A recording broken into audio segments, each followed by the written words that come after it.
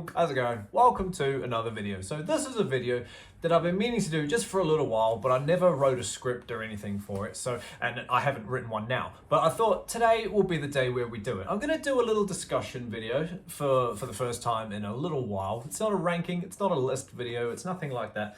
It's just gonna be me talking to you about my thoughts on, like, you know, the rise and fall of the physical album, you know, the physical media versus streaming, like opinions and thoughts and pros and cons to, like, you know, having both of them, you know, which ones I listen to more, which ones I stay away from, and things like that. So yeah, if you're new, hi, how are you? Welcome to the Rusty Darlington cult. Hit the sub, hit the like if you like all things metal and whatnot, and we'll hang out. Hopefully by the end of this video you think I want to see more of this guy, so you go check some more out. But yeah, this is a video about opinions on physical media and whatnot. First and foremost, I'm in that generation where, you know, CDs were the thing. CDs were the go-to to get your music from, you know, as a younger kid, you could say, like as a younger teen. You know, I'm in my 30s now, so like early thousands was, well, I was started to like buy my own CDs when I started to work, which was 2010 and stuff. But like, you know, CDs and vinyls, they're all quite dear. Well, the CDs aren't to a point, but they also can be, because 9 out of 10 of them are imported. So money was always a big factor of like not buying every physical media that I think. As you may have seen throughout my channel, obviously I have a CD collection. Granted, it's not enormous, it's slowly getting bigger. I also have a vinyl collection as well, but you know, vinyls are 70, 80 odd dollars these days if you want a, you know, brand new one that's been imported all the way from fucking Europe. But hey, side quest. What's awesome about having physical media, right?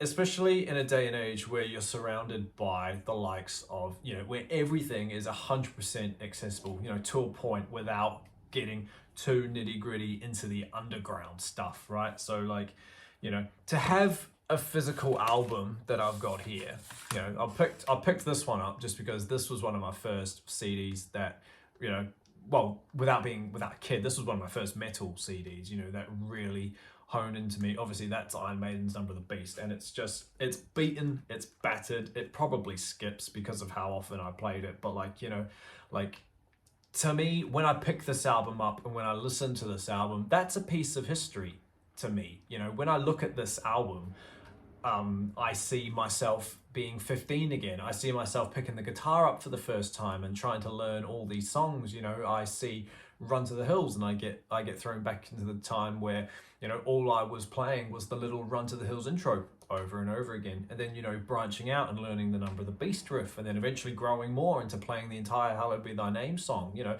I look at this and I listen to it and I get overwhelmed with nostalgia of being like, this is while it is a fantastic album, it's also an incredibly nostalgic album. And, you know, that piece of history for me surrounding my life, you know, is cemented into this physical copy of Number of the Beast. Obviously I have this on vinyl as well, but when I pull the vinyl out of the shelf, I don't get hit with the same flood of emotion because I didn't have the vinyl when I was 15, unlike the CD. You could say lately, within the last 5 years or so, when I started to buy LPs and vinyls, CDs definitely, you know, took a back slot. Like they weren't played very much. Do you know what I mean? Like the only time a CD would go around would be in my car. Because the kind of car that I don't have a car that's got an auxiliary thing. Well, it does, I just don't have an auxiliary cable for it. And because of the certain phone that I have and whatnot, there's cables involved, it doesn't matter.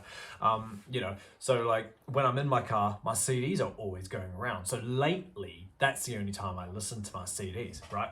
So I haven't bothered to grow the collection because then I got into vinyls and LPs around 5 years ago. No, that's a lie.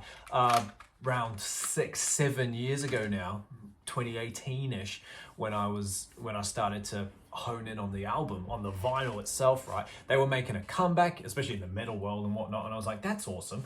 And I remember, not this one I'm holding. I brought this one up because it's another nostalgic album, but one of the albums that made me want to, you know, buy the physical copy, especially the vinyl of it, I didn't reach out for the CD of it, was Woods of Ypres 5, right? Sorry, as I was rambling and talking while I was speaking, I literally thought to myself, why didn't I pull that album out? So yeah, Woods 5, Grey Skies and Electric Light. This was literally one of the first vinyls I ever bought, and kind of along the same vein as Number of the Beast. Now, when I listen to this album, not completely, but I get flooded back with what was happening at that time of life. And unfortunately, this album resonates with a very dark period. So I don't listen to the physical copy as much. But, when it comes on shuffle, song by song, that's all right. But like as a full, again, cemented period of life, this album was just so incredible at the time when I first heard it. I played it over and over again. So I seeked out the vinyl purely under the guise of like, what's the most, I think I was looking at the most rarest way to listen to it, that I would actually listen to it. I don't believe in the cassette revival. I'm not into that. I'm not getting on board with that. But like, I saw myself, and I did, I sat down, did nothing except put the album on and listen to it, because to me, listening to music is a hobby. I don't need to do anything else when I'm playing albums if the album is that good. You know what I mean? I can't really do that with new albums, but like, I can listen to the favorite albums and the semi-good ones or whatever without doing anything else, because listening to music for me is a hobby. So that, if that makes sense. So that began the vinyl buying. I was like, okay, cool. So then you start seeking the albums that were the great ones, like this one, for example, Number of the Beast, Master of Puppets, albums that we all grow and love. And again, when we hear those albums and see them, like when we pull them out and hear the CD go or the vinyl go, we get put back into that part of our life that resonates with that certain album, whether it be a happy period or a dark period. It doesn't matter. You have emotional connections to each part of your life. If you're a music fan, naturally, you get put back in time when you hear these songs. Like, for example, Green Day's American Idiot, again, another broke, beat, battered album, but like, when I hear that, I'm 12 again. Do you know what I mean? Like, I rarely listen to that album in full, but on the odd occasion when I do, I feel like I'm 12 again, because that part of me resonates with that album and how much impact that had on me as a 12-year-old. When I turned 13, 14, it was Appetite for Destruction. I can literally, it's a timeline of my life going back through these hard rock and heavy metal albums. And so, while I definitely don't believe the vinyl is dying or whatever, the physical media is dying, especially in the metal world, because like, metal fans believe in the art of the music and especially young fans, they put so much passion into what they love, as they will pour their heart and soul into it, as I did with Maiden. I bought everything that I could, without getting into real rare expensive stuff, because you're a fan and you show your support and you love them and you grow up loving them. Do you know what I mean? Like, lost my train of thought, but like, do you know what I mean? Young people are very passionate. So like, and the metal community as well are very passionate, because without the hardcore fans, without the fan base, heavy metal is nothing, because radio doesn't cater to, the heavier side of what we love, so it's up to us to keep the band and the album alive. And in terms of like, listening to albums in full, I'm much more of a album listener as opposed to a singles listener or a greatest hits listener, shall we say. My father is the exact opposite. You look at his CD collection, it's just full of greatest hits, whereas you look at mine, I've literally only got one, and that was given to me by a subscriber. So like, I'm a full album kind of guy, and what's awesome, in the metal community, especially in the sub-genres of metal that we listen to, like power metal and other progressive, albums that are cohesive units, like, like, for example, even though it's not really, metal per se, but like American Idiot is the concept album. So you listen to it in full and it tells you a story. You pull out Extraordinary Girl or Let It Bomb on its own, you just enjoy the song for 4 minutes, but you don't hear the full experience of what the character's going through during that whole story. Do you know what I mean? You get that with any concept album. Scenes from Memory, Octavarium, other concept albums off the top of your head, any power metal album. Do you know what I mean? So yeah, another reason why I listen to full albums, because the music that I've surrounded myself with over the years is built to be listened to at once. They have intro tracks, they have outro tracks. Some of my favorite albums of all time are concept albums like Nightwish's Imaginarium. That is to be listened to in full. You can't really stop and start that album, you know. And albums that have, you know, the same theme or whatever, like Endless Forms Was Beautiful from Nightwish, you know, that's a cohesive listen as well. Just things like that that don't make me think that the album will die, because bands will keep releasing albums like that. And because we're coming full circle again, you know, the vinyl came out, the CD came out, and then the streaming happened, you know, and now we're going back into the vinyl. I reckon, you know, I've started to buy CDs again because they are easier, they're more accessible to listen to. Do you know what I mean?